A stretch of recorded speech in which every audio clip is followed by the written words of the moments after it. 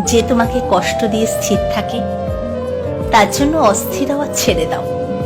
কারণ তোমার অস্থিরতা তার কাছে ন্যাকামো বলে মনে হবে।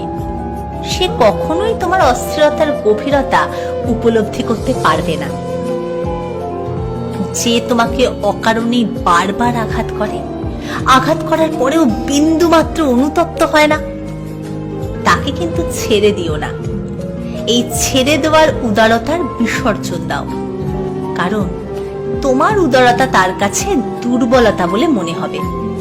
সে তোমাকে দুর্বল মনে করে আবার আঘাত দেওয়ার পরিকল্পনা করবে। সে কখনোই তোমার উদারতা বুঝতে পারবে না, অনুভব করতে পারবে না। যে তোমাকে সিরিয়াস ভাবে হোক কিংবা হাসির ছলে সবার সামনে ছোট করছে, তাকে কখনো ভদ্রতা দেখাতে গিয়ে চুপচাপ ছেড়ে দিও না।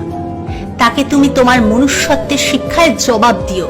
কারণ চুপচাপ ছেড়ে দিলে তোমার ভদ্রতাকে সে দুর্বলতা মনে করে পুনরায় ছোট করতে দ্বিতীয়বার ভাববে না।